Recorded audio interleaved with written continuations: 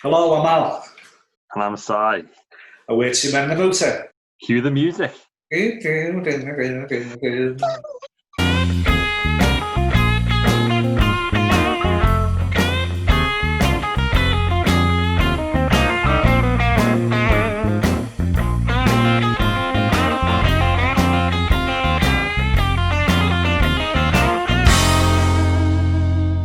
So, hi everybody, and welcome to Al's Top 5 Fords. And in this episode, you can guarantee there'll be nothing after the 1980s.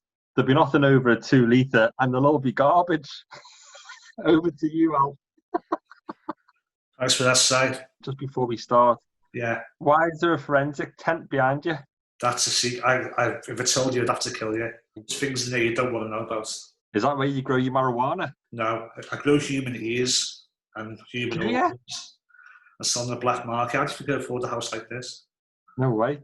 So those ears that you've grown, have you sellotaped them onto your head? Because they don't look real. Well, I don't know. I've got actually one's actually attached to my elbow where it's growing now. No way. And what's growing where you've got boobs? What's growing there? Just fat. Anyway, on with the show. I'll let the show, yeah, okay. My first choice is the Escort Mark II RS 1800. This was in the 70s. This was the rally car to beat, except you couldn't beat it. So from like the mid-70s up into 1980, you had Veldegard, Martin, and Nicolet and Brooks, and you couldn't beat them. It was just the greatest rally car of that time. And looked cool as well. It was a Ford Escort, all done up in rally gear, looked fantastic, big stripe down the side. RS 1800 on the end, just a great, cool car, and it was the best. So that's got to be one of the top 5 Fords. Second choice, I had to pick a Ford Capri, but I picked the very last one they built, the Ford Capri 280 Brooklands, it's known as sometimes. It's a 2.8 V6 engine, last built in 1986. Okay, that was the last Capri that came out. There was 1,038 built. No way. Now, do you know why it was that number? How many? Give me the number again. 1,038. There's no significance to it, I'll give you a clue. Oh. Purely random. Why was it that number? Well, there's no significance at all. Well, there is a reason why, but it's not like it was a special date or something. Go on in. Well, the new days are going to be the last Capris, and there was 1,038 body shells left. So they thought, okay, we'll use them all. And that's why there's only that number. So basically, they just had that many cars left. Yeah, they had that many shells left. So you could say that about any car? Well, no, I mean, they could have binned 38 off and had 1,000. But that's just... You sell more, you make more money? Well, I thought it was quite unique anyway. That's amazing, mate.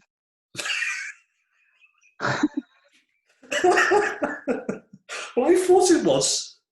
At 10:38, it needs to be a date, or it needs to be like, I don't know, a time or something significant. Not, there's 1,038 shells left. Let's make 1,038 cars.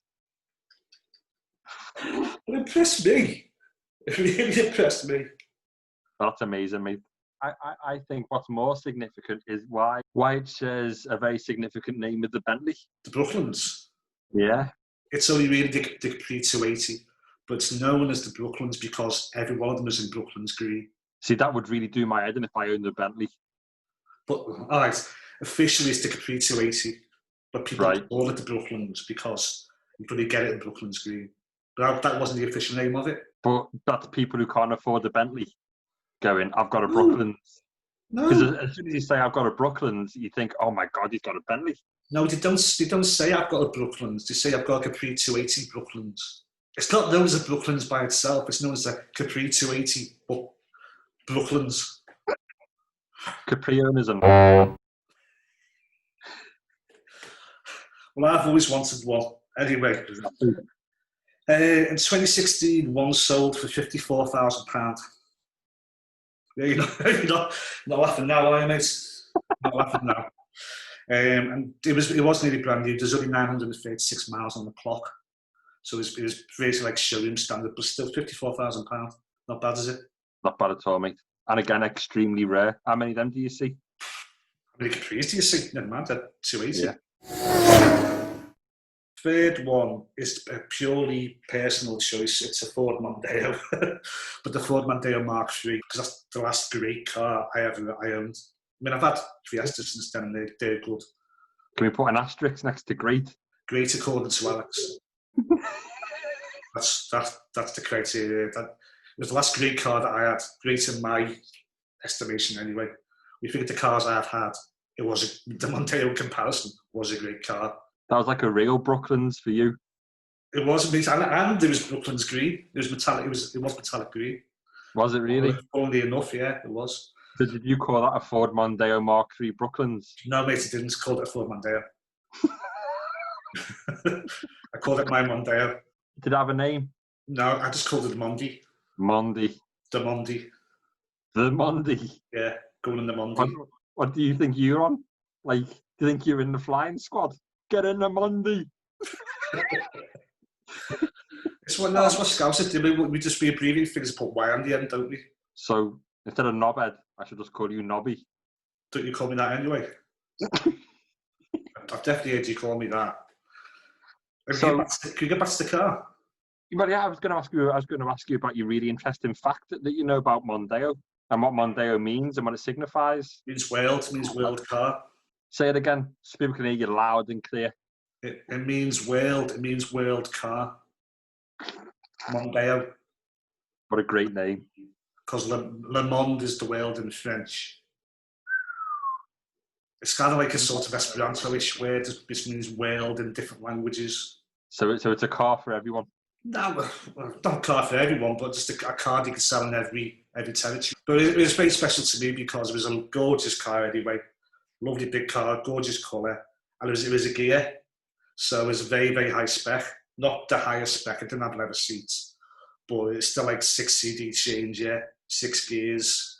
Oh. Nice. Well, that was unusual back then. Okay, 6 gears. Lovely wood inside. Real wood? Well, no, not real wood, but look, Don't be stupid. Not real wood. Well, look like it wasn't plastic.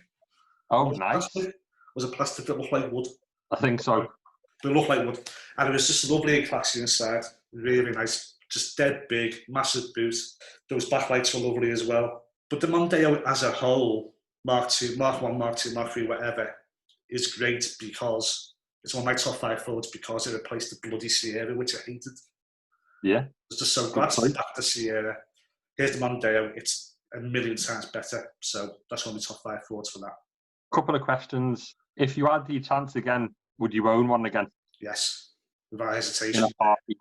Yeah. Yeah, even the new ones?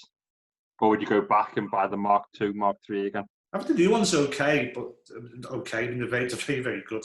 But that Mark III is the best car I ever had. Like I say, it's the only car I've had where when it's over, back to the garage, I was crying, saying goodbye to it. That's that upset to let it go. Next one is one that you and me were talking about that we should have in, and neither of us wanted it. Then I thought, no, I'm going to pick it. It should be there. It's the Ford Transitvan. You've got to put down a top 5 Ford ever, really, if you think about it. Before that, you had Bedfords and Commas. And you had minivans. Yeah, you had vans, Morris Minor vans. Yeah. Ford Transit was the first van that really took a van to a new level into such a thing. And it had the performance of the car, which is why, an interesting fact, in 1972, the Transit was known as Britain's most wanted van. Not most wanted as in people wanted to buy it, but most wanted by the police. Because it used, this fact is incredible, it was used in 95% of bank raids. It's crazy. So now, virtually every bank raid to get to a van was a Transit. And that's because it was the first van to have the performance of the car. So you had all that space, but it could really speed off. It shouldn't make it cool, but it does make it quite cool, really. It just doesn't, sorry. It just doesn't. But there's loads of interesting facts about the Transit van, isn't it? Like, I remember hearing something, I think it might have been on the old Top Gear, and it said that there's over 1,000 variations of wheelbase, short wheelbase, long wheelbase, the interior, at the back, if there's seats in it or not. And It is so versatile, and there are so many variations and so many different options that there's more options on a transit van than there are on any car that you can buy for engine size, for low loaders, flatbeds, long wheelbase, short wheelbase, panel van, camper van, transit van. It's just absolutely, and then you throw into the mix all the different engine sizes. It is just so versatile. And also, like, the back was measured in size of wood. So it was like so many 2B1s, which again is just totally crazy when you think about it. But all they had in mind was labour and, you know, workies and brickies and everything.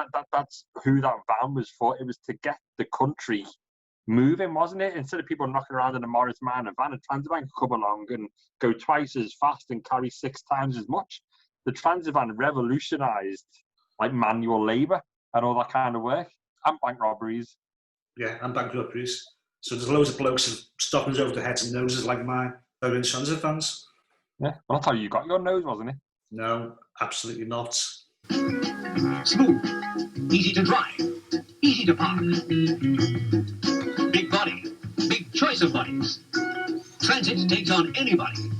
Choose from over 1,000 variations. 18 different door combinations. Driver comfort. Handles like a car. Right, last one is, you have to really pick it, is the Model T. We wouldn't be where we are now without it. Exactly. It's known as the most influential car of the 20th century. It brought motoring to the masses inexpensively. That's the whole point of it. Overall, there's 16.5 million sold. No. Overall, I mean, you think that was then? But back then, that's incredible. You know, you talk about the turn of the 1920s, weren't you? Yeah. It's worldwide, but that's a lot of cars. That's incredible. Yeah. You could only get it in black. That saying is absolutely true. You can have it as long as any colour, as long as it's black. Yeah. It was only in black from 1940 to 1925. And then what colour do you have it in? I'm not sure, mate. Wikipedia. But the reason for that is they think it brought down production costs. So you only using one colour made it cheap. Yeah. Yeah. And the whole point was to make a cheap car, wasn't it? So yeah, that's probably why that happened. Yeah. So you've got yourself the Model T, whether you like it or not, is one of the top, is the #1 Ford. So that's my top 5, but Si's got something to say. Go on, what do you think? I think there is certainly a special mention. I think there is an 11th, the GT40. And again, solely because of what it did in motorsport and what it did against Ferrari in Le Mans. You know, we've all seen the movie that was released recently. We've all seen that. But Ford brought that GT40 to Le Mans just to beat Ferrari, and they had not even half of the budget of Ferrari. They didn't have the budget, they didn't have the expertise, they didn't have the mechanics, they didn't have anything. And that GT40 came in and wiped Ferrari's backside. And I'm not talking about the new one, because the new one looks like Skeletor. It's horrible. It's a horrible looking thing. I don't like it. But the original GT40 has got to be in your top Fords. It just has to be, just for everything that it did in motorsport and how it just made everyone stand up and take notice of Ford. You know, Ferrari dominate motorsport and have done from the year dot. They might come and go, but Ferrari are always there. Ford just came in, just went bang, take that. And Ferrari didn't know what it did them. Done on a shoestring and absolutely annihilated them. Again, incredibly rare. They tried to reintroduce the old GT40 back in like 2006, 2008. Didn't really sell. You can't park them in car parks because they've kind of got this shield above the door, so you can't open the door in car parks and get out because you bang your head. They flopped really, and again, the size of the engine and everything else. And then they designed the new GT40, and again, it most probably goes like stink, drives really well, but I don't like the looks. But the original GT40, just incredible, especially in that Gulf livery. Oh yes. Yeah, I agree. Anything in a Gulf livery looks pretty good, but that looks really good. Yeah, I totally agree with that. Maybe we should have picked that, but we have done. That's our top 11 Fords. Our top 10. Do you agree with us? Let us know. We're on social media at 2 Men in the Motor. We're on Twitter, Facebook, Instagram, and Tumblr. Don't forget to subscribe as well, which I think is there. It's there. The subscribe button is there. Next time we're back, we might have a little surprise for you. That's it for now. Please get in touch with social media, and we'll see you next week with a little surprise. See you soon. Goodbye. Bye.